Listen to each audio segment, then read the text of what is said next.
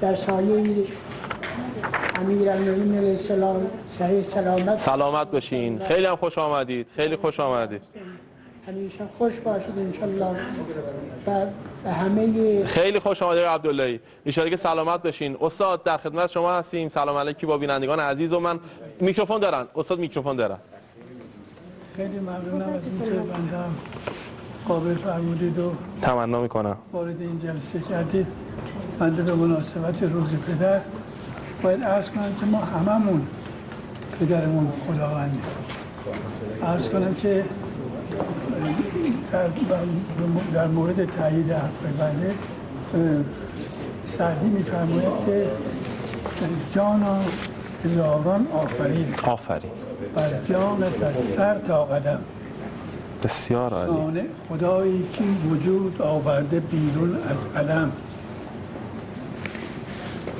خورشید بر سر روان کس ندیده در جهان. در جهان بسیار عالی. نیاید در زبان نامد نگنجد در قلم. بسیار عالی. این سعدی در موضوع این که همه ما پسرهای بسیار فرزندان خدا هستیم شکی نکنیم، برای که همه این تمام مخلوقات دنیا همه پدراشون پدر آسمانیشون خداونده. بسیار عالی. این مجله که الان میبینید دست من هست در وصف استاد عزیز و بزرگوار و پدر مهربان و استاد ارجمند هستش. انقدر این مطالب طولانی است و بسیار خوب نگاره شده که واقعا زبان من قاصر هست که تک تک افتخارات استاد رو به زبان بیاورم. استاد نمونه از این فعالیت‌های خودتون که این سالها انجام دادید و فعالیت کردید رو بدید تا بینندگان خوب ما بیشتر با شما آشنا بشن.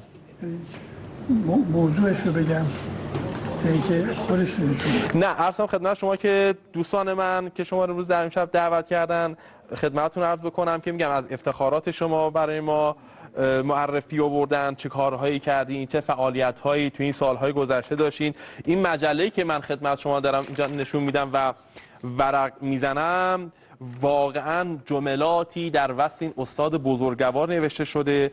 عرض کردم ابتدا به ساکن خیلی زیاد هست، یعنی یک برنامه مختص میخواد تا استاد خودش رو معرفی بکنن برای شما.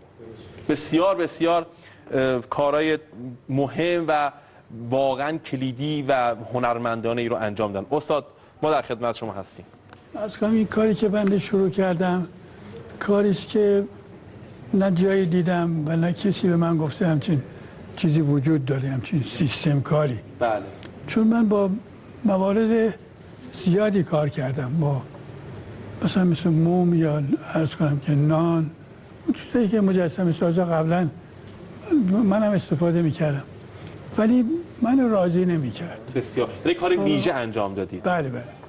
این که با چندین مواد که کار کردم و موفق نشدم که اون چیزی خودم میخوام در بیارم، با یه روز چشمم به یه تیکه یونولیت افتاد. خب یونولیتی که پشت جعبه ها میذارن و اصلا برای که سنگینی رو بگیره و اینا و خوب پرس شده اون قابل استفاده است.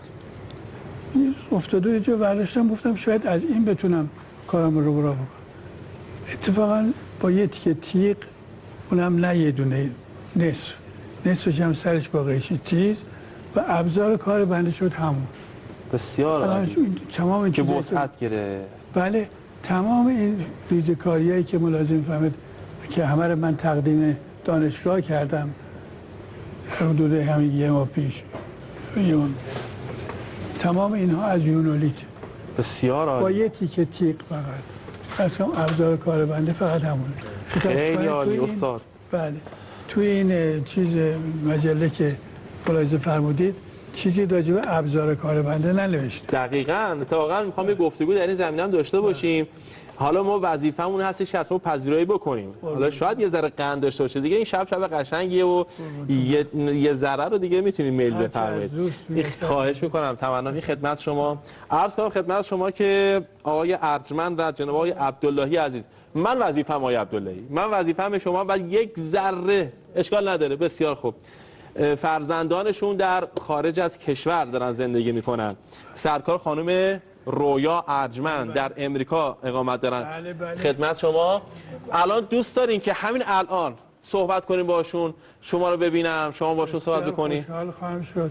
خانم رویا ارجمند، سلام علیکم، وقت شما بخیر. سلام عرض کردم، وقتتون بخیر. احوال شما؟ زندیفر هستم با شما صحبت میکنم خانم ارجمند. به تمام هموطنانم و روز پدر رو به پدر خودم و همه پدرهای هموطنم تبریک میگم و بسیار خوشحالم از اینکه صدای پدرم رو میشنوم.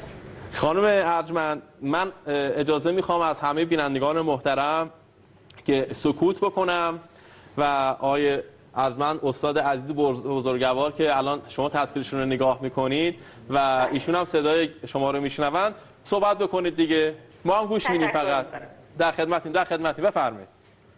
الو بابا جون سلام. جانم سلام عزیزم.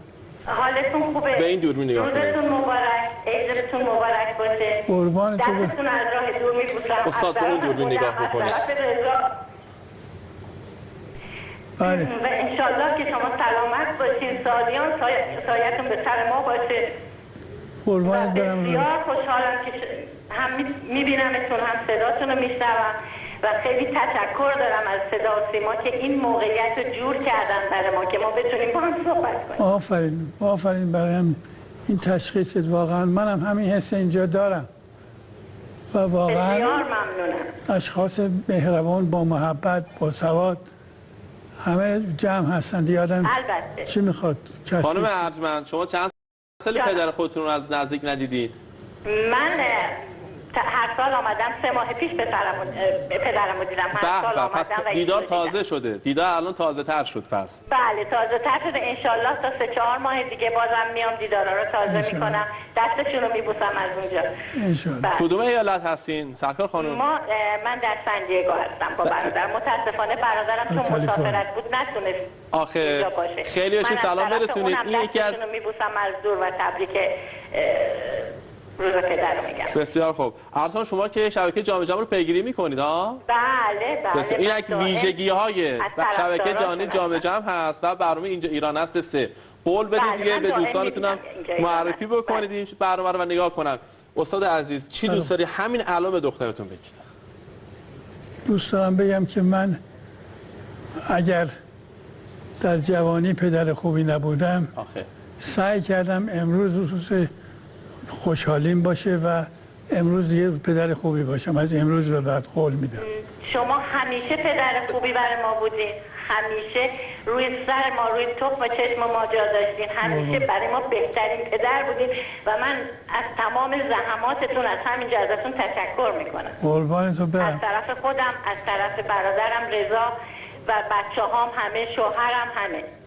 مرسی، ممنونم. شما همیشه به ما محبت داشتین، همیشه ما رو دوست داشتین و ما همیشه علاقه خاصی هر دومون به شما داشتیم. خب خیلی متشکرم سرکار خانم. به اهل خانواده خیلی سلام برسونید. تشکر میکنم.